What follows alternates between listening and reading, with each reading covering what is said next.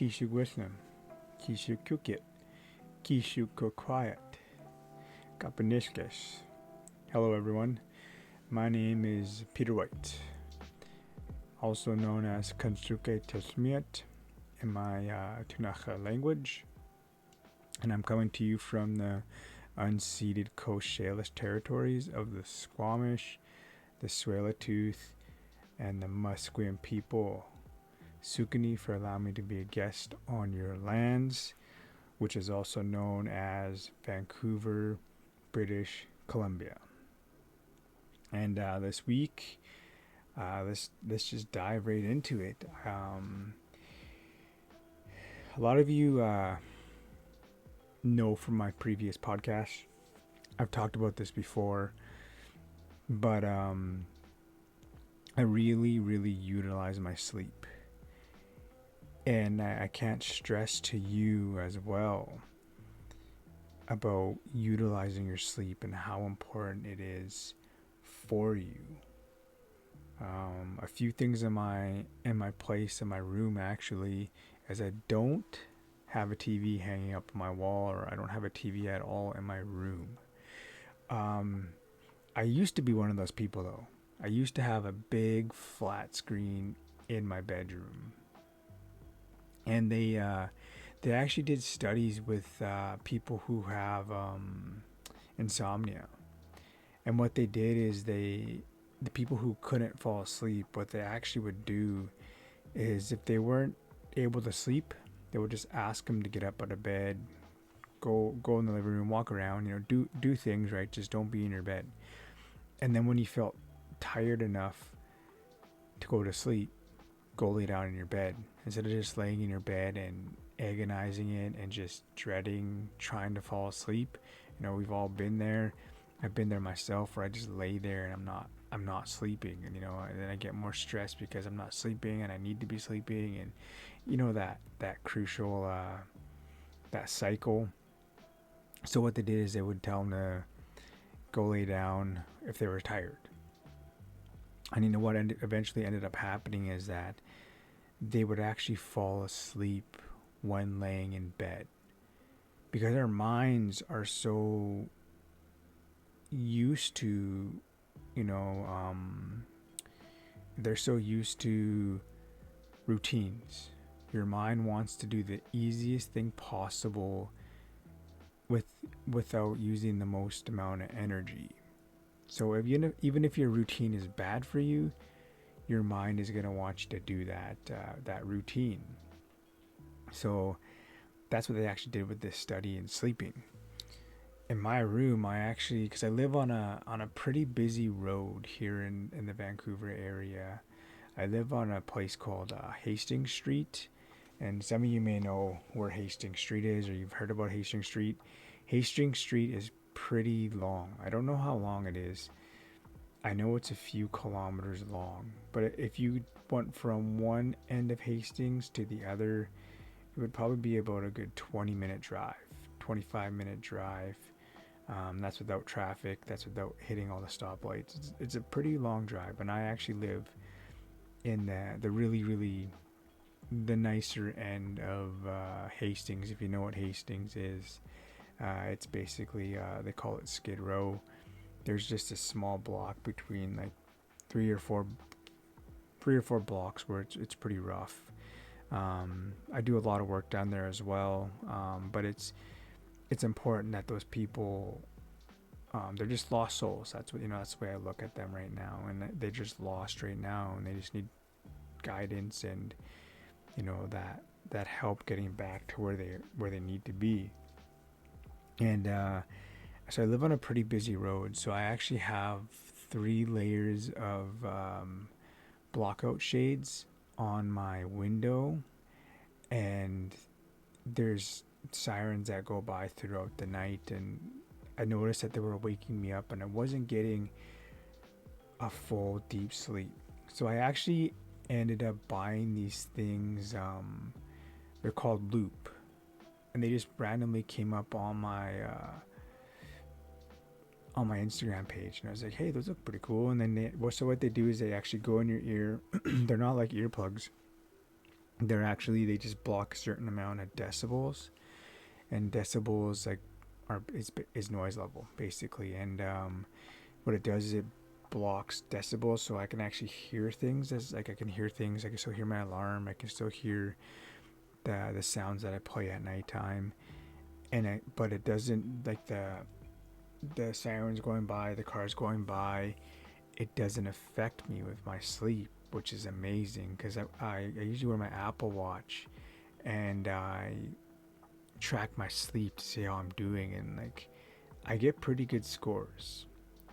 And if you tuned in last week, I was talking about how many hours a week I work right now. I'm working like 66 to 70 hours a week. It's a lot of hours. And I still have time to go to the gym. I still have time to meal prep, to record this podcast. I still have time. I was having time to edit vlogs. I just had to prioritize everything, every movement, know what I'm doing, know my rest days. And I needed I needed to get the best amount of sleep. So I'm getting around 7 hours a night, six hours and 50 minutes to 7 hours a night. And that's on top of everything that I'm doing. So I wear these things called loop earrings. I'm not sponsored by them. They're pretty affordable. I thought it was pretty cool. You can actually get pairs for going to concerts and like sporting events and going out. If you live in a city, they just block the noise coming in. I was actually looking at a pair for construction, since I work construction and I'm on sites, and it's a lot easier. It would be a lot easier to wear those than wear earplugs, because when you wear earplugs, you basically can't hear anything, which is nice sometimes. But yeah, sometimes you need to talk with your partner at work or talk with coworkers. It just makes it a little bit more difficult to talk. And so I wear those loop earrings. I'll actually play background noise. I'll play. I have an app called Calm. Yeah, sorry, Calm. Calm is the app I actually use, and I'll play rain. I play rainforest sounds in the background, and with these loops on, I can still hear the rainforest in the background. And depending on where I sleep, where I'm at, I'll actually wear those eye masks too. If I can't dark out my room 100%, that's why I have three layers of night block or blackout shades. Sorry, had a long day at work today. Um, yeah, I have 3 layers of blackout shades, and then I have everything, all the lights in my room covered. And some nights, depending, because I live in Vancouver, it's we get fairly mild winters. So some nights I'll even actually sleep with my fan on low, just blowing towards my feet to keep my feet nice and cool. And yeah, so I'll do all these things, and my sleep is like my prioritization. And there's something I want to talk about this. And some studies I've heard, and some recent events that I've witnessed myself. So there is a thing to this. What I'm talking about is sleep, and prioritizing your sleep as well. If you're someone who doesn't prioritize your sleep, I truly recommend that you prioritize sleep, because it can do wonders for your body, for your health, your longevity, living longer in life. And if you have people in your family who suffer from dementia, they actually did a study, and they started to find out that people who are diagnosed, the majority of people, it's the lack of sleep who are diagnosed with dementia. And that's what this study found. And the other weekend we had a long weekend here up in Canada. I know it was also Washington's birthday, I believe, George Washington's birthday. So it was the same weekend as that. We call it Family Day here in British Columbia, and throughout most of Canada, they also call it Family Day, other than Quebec. Quebec does not take that holiday, I believe. But so I actually had a 2-day weekend. So I went down to Seattle to just go around and hang out. And I like Seattle. I really love Seattle. Seattle's a beautiful city. We went down to Pike Place Market. We checked out Eighth Generation. We got some good food. We went to Starbucks, the Reserve there. I really love the Reserves. Even though they're always busy and chaotic, I still love it. So we went there. And then I have family from down on that side around Seattle. And my grandma, my actual blood grandma, my mom's side is in the hospital right now, and she was diagnosed with dementia. So we went in to visit her, and it was just crazy to see that she didn't remember who I was. You know, growing up, I think I was one of her more favorite grandchildren, and she always loved seeing me. And actually, when I first started dancing, I would actually go down that way around Washington to dance, to make her proud. And I'd always go down and visit her, but she doesn't remember who I am now. She yeah, she just has no recollection, and then she will remember me for a little bit, and then she'll ask where I'm living, and I'll tell her, and I basically repeated where I live about 15, 20 times. And that's okay. I'm okay with that. It didn't bother me at all. It didn't get me angry just because I know where she's at in her life. And it's sad to see that someone who had such a long life, because I believe she's in her 80s now, won't remember her whole life.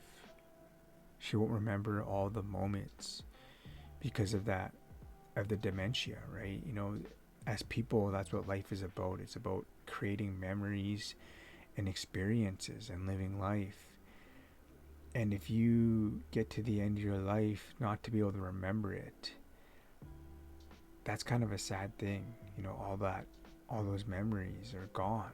All those, they're gone, but they're not gone. And those experiences within that person, they're lost in their brain.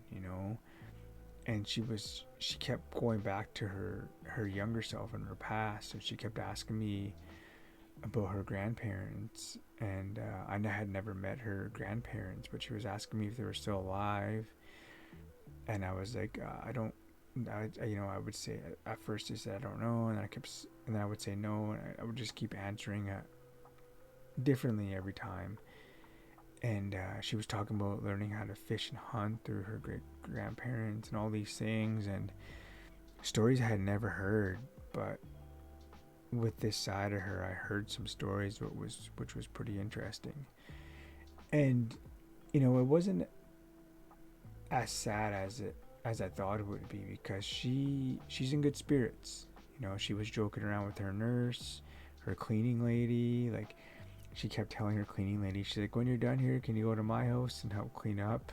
And she kept telling saying that joke over and over again, because with dementia, you forget, right? And she's being pretty cheeky with her nurse as well. Her nurse was asking her question. She's like, I'm not going to tell you, because if I answer, you're not going to let me go home. Or you're going to make me go see a physiotherapist and things like that. And I thought that was funny, and it was good that way. But that study that dementia comes from a lack of sleep, because now everyone is so busy. Everyone's, the new quote unquote is the new in thing is to be busy. When you ask people, oh, how are you? Oh, I'm busy.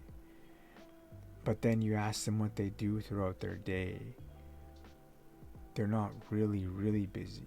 They're scrolling through social media, sitting on the couch, watching, just flipping through social media, things like that. And you're not really busy, but it feels like you're busy because you're always getting those dopamine hits. You're always getting that release that social media gives to you. And hey, I'm guilty myself for being on social media a lot. It's what I do daily. I post content daily. I look at content daily, which inspires me to create and post some of the stuff I do sometimes. Not everything, but it does allow that. So, but I know that balance of not doing it so much, and everyone is different, right? So don't beat yourself up if you're on it more than someone or you're off it less than someone else, because it's just know your limits, know where you're at in life. And that's with sleep too. Everyone is different with sleep. So I really want to challenge you to find out how many hours of sleep do you need a night to feel good. So if you have the luxury, say like me tonight, it's Saturday night, I'm recording this. Saturday night, I'll go to sleep and I won't actually set an alarm for Sunday morning. I'll just wake up on my own. And I'll wake up, without an alarm clock when I feel rested. And usually about 7.5 hours to just under 8 hours, I'll actually feel fully rested. So I know around 7.5 to 8 hours, that's what I need to get a good night's rest to feel 100% the next day. And that's why I'll have rest days from the gym where I'm actually not going and I'm sleeping and I'm getting that 8 hours of sleep, so I don't further down the line get dementia. And lack of sleep can do a lot of other things with your life as well. And they say getting a good night's rest of sleep is also staying on routine with your schedule. So if you're someone who works a little bit later, keep that schedule going. Like when I'm on the powwow trail in the summer, I'm up late. I'm up at like 2, I'm up till 2, 3 in the morning on powwows.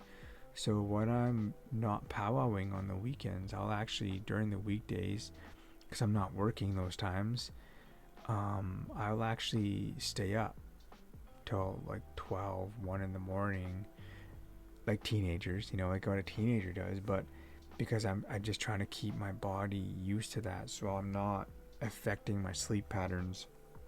It's almost like jet lag, and I don't want that. So I'll actually stay and stick throughout that routine.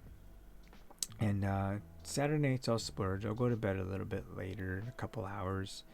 But most nights I'm usually in bed and out by 7:30. Yeah, you heard me right, folks. I am out by 7:30 p.m. I try to actually be in bed by, like, if I can, 6:45 and out by 7. And some things you can do before you go to bed that'll actually really help you fall asleep if you aren't tired yet is pick up a book and read. Read 5 to 10 pages, and you'll notice by the 10th page, you'll be fighting to keep your eyelids open. Don't scroll through social media. Don't watch YouTube. Don't watch your TV. Pick up a book and read. And some nights when if I can't fall asleep right away, I'll actually pick up a book and I'll read. I always have a book right by my bedside on my nightstand, so I can read 5 to 10 pages. And honestly, by the 5th page, I'm like, my eyes are like closing and I'm fighting it, and I'm just like, okay, it's bedtime. And actually, as of recently, with all the hours I work and everything, as soon as I hit the bed, I'll say my gratitude. I'll go throughout my day and pick out a few things that happened that I'm thankful for, and I'll say thank you, and I'll smile, and I'll tell myself I'm gonna have a great sleep, and I'm gonna wake up energized, and tomorrow's gonna be a great day, and I'm out. Literally, I'm out within the first 3 to 5 minutes of being in bed, just because I've been up for so long and I've done so much throughout the day. And if you're someone who doesn't have that opportunity to do that, then read the book. That's a little life hack that I learned when I was working a little bit less hours. So I can't stress about how much sleep is good for you. Get sleep, folks. Become like that teenager again and utilize sleep. Because I remember when I was a teenager, I would sleep for hours. And I guarantee you, if you're a teenager or you have a teenager or you've had a teenager, you know that they can sleep for a long time. And they're usually night owls. They'll be up at late up nights, sleep all day. But that's because you're growing. You know, your brain is growing, everything is growing. And if you think about our brains, right, if it's growing to its fullest capacity, it needs sleep, it needs that rest. You're no different. You know, your brain needs that rest to recharge itself, to flush itself clean. And they actually know that when you sleep, you're basically flushing your brain out. That's why if you have traumatic experiences, you'll have nightmares, because your nightmare is actually your mind trying to work through that problem, that PTSD. So utilize sleep. So with that, I hope you're enjoying this podcast. Please subscribe. If you found something that you do for your nighttime ritual that helps you fall asleep, put it in the comments. Let's hear them. Let's see what you can do. Maybe someone else can learn from your experiences as well. Yeah. So I will see you next week. Dagas, Sukni for tuning in. And remember, everything always happens for the right reasons. Take care, all my wealthy warriors. We'll see you next Wednesday. Goodbye.